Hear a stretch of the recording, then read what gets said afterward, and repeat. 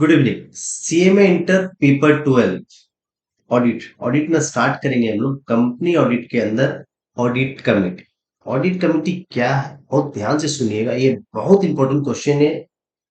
आपके एग्जाम में ये क्वेश्चन बहुत बार आता है। इंस्टीट्यूट का एक फेवरेट क्वेश्चन है ये, मान के चलिए। ठीक है, डायरेक्टली मैं क्लास में आ रहा हूँ। ठीक है, और मेरा क्लास यदि आपको चाहिए तो डिस्क्रिप्शन में डिटेल दिया हुआ।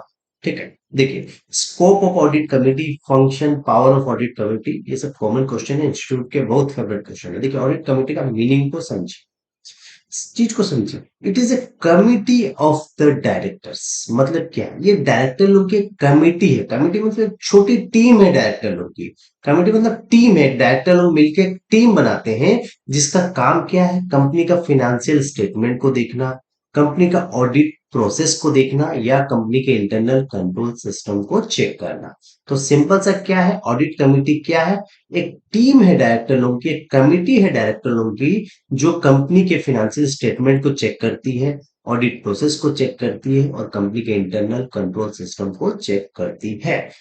अब देखिए, लैंग्वेज क्या है, it is a committee of directors who watch carefully company financial statement, company audit process and the company system of internal control. तो एक डायरेक्टर लोगों की टीम होती है, एक छोटी टीम होती है डायरेक्टर लोगों की, जो कंपनी का फाइनेंशियल स्टेटमेंट, ऑडिट प्रोसेस और इंटरनल कंट्रोल को चेक करती है कि प्रॉपर है या नहीं। अब देखिए, ऑडिट कमेटी किस कंपनी के लिए मैंडेटरी है, ये जो कमेटी है किस कंपनी के लिए मैंडेटरी है पहला। तो देखिए, लिस्टेड कंपनी के लिए लिखा है ऑल लिस्टेड कंपनी, मतलब इंडिया में जितनी भी लिस्टेड कंपनी है उसके लिए ऑडिट कमेटी का प्रोविजन एप्लीकेबल है।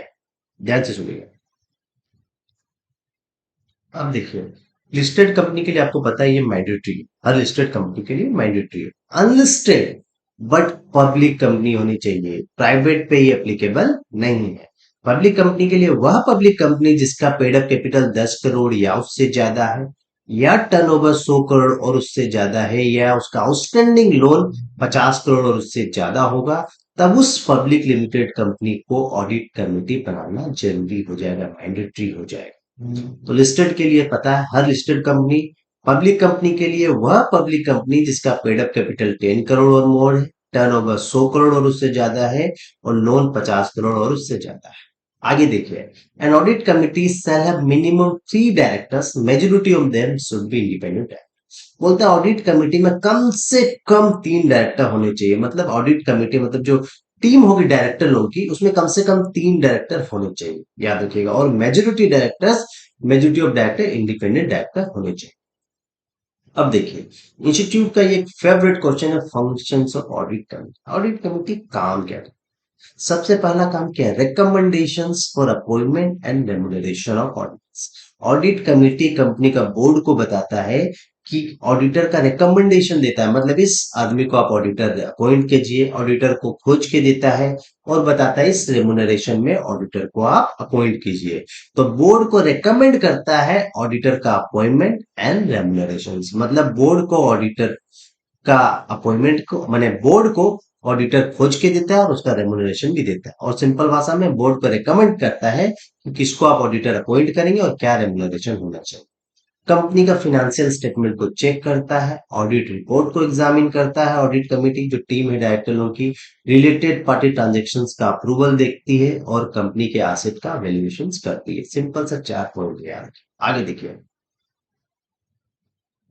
इंस्टीट्यूट का most important question, qualifications and disqualifications of the auditors. याद रखिए, क्वालिफिकेशन में आपको भी पता है कि ये स्टेचुअरी ऑडिटर की बात हो रही है, याद रखिएगा। आपने जो पढ़ रहे हैं अभी, statutory auditor section 141, cost auditor और सेक्रेटरी ऑडिटर के बारे में कुछ नहीं बोलता, ये स्टेचुअरी ऑडिटर के बारे में बोलता है।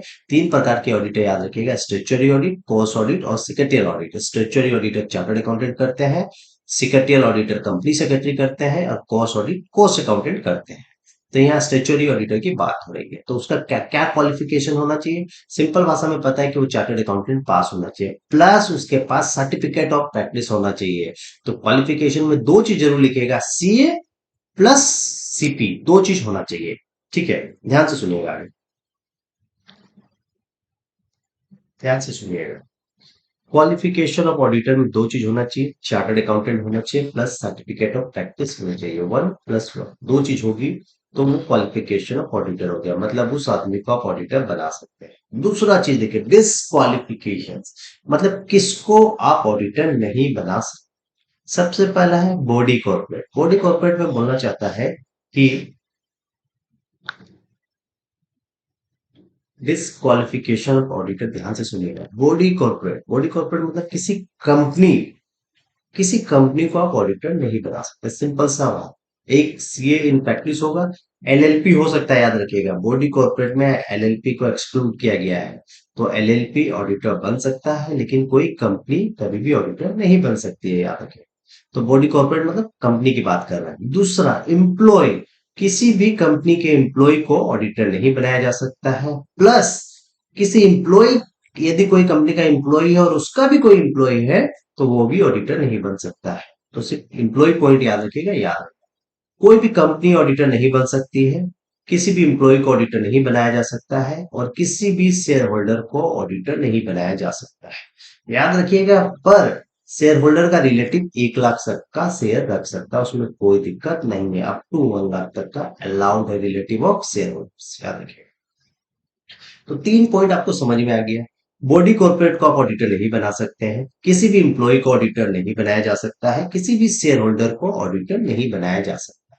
चौथा पॉइंट ध्यान से सुनिए, 4 नंबर पॉइंट में फोकस आइए, 4 और 5 सिमिलर है इसीलिए आई।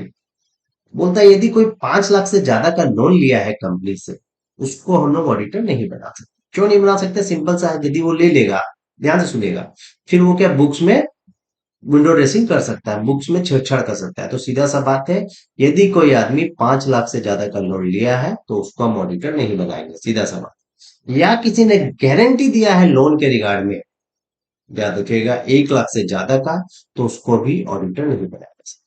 लोन लिया है 5 लाख से ज्यादा का, उसको नहीं बनाएंगे। गारंटी दिया है 1 लाख से ज्यादा का, उसको ऑडिटर नहीं बनाएंगे। किसी का बिजनेस रिलेशनशिप है कंपनी के साथ, उसको भी ऑडिटर नहीं बनाया जाएगा। मतलब जान पहचान वाले आदमी को नहीं बनाना है, क्योंकि कंपनी के बैलेंस शीट के साथ छेड़छाड़ कर सकता है, उल्टा फुल्टा ट्रांजेक्शन कर सकता है, क्योंकि ये मिला हुआ है, इसीलिए नहीं बनाया जा सकता। तो सिंपल सा चीज है, बॉडी कॉर्पोरेट को नहीं बना सकते ऑडिटर, कंपनी को नहीं बना सकते, एम्प्लॉय को नहीं बनाया जा सकता, शेयर होल्डर को नहीं बनाया जा सकता, याद रखिए। किसी ने लोन लिया है कंपनी से, उसको भी नहीं बनाएंगे। और किसी ने गारंटी दिया है लोन का 1 लाख से ज्यादा, उसको भी नहीं बनाएंगे। किसी का बिजनेस रिलेशनशिप है कंपनी के साथ, उसको नहीं बनाएंगे। यदि, अब देखिए अच्छा से सुनिएगा, पॉइंट नंबर 7, 8, 9, ध्यान से सुनिएगा, ध्यान से सुनिएगा। 7 नंबर पॉइंट में बोलता है relative of director and KMP of company. If लिखा हुआ उसको ऑफ कर दीजिए, ठीक है। ध्यान से सुनिएगा, बहुत इंपॉर्टेंट चीज है। बोलता है डायरेक्टर और केएमपी के रिलेटिव को भी आप ऑडिटर्स नहीं बना सकते, ऑब्वियसली बहुत सिंपल सा चीज है। यदि हम डायरेक्टर का रिलेटिव को बना देंगे, डायरेक्टर तो फ्रॉड किया, रिलेटिव उसको बचा लेगा सारा ऑडिट करके। तो इसीलिए डायरेक्टर और केएमपी के रिलेटिव को भी ऑडिटर्स नहीं बनाया जा सकता है। अब ध्यान से सुनिएगा, क्वेश्चन नंबर 8 बोलता है कन्विक्टेड बाय कोर्ट फ्रॉड, किसी ने फ्रॉड किया है और उससे कोर्ट ने सजा दे दी है, कन्विक्टेड कर दिया मतलब पकड़ा गया है, और 10 साल की जो सजा है, वो जो जो भी सजा मिली उससे 10 साल एक्सपायर नहीं हुए, 10 years नॉट लैप्स, 10 साल पार नहीं हुए।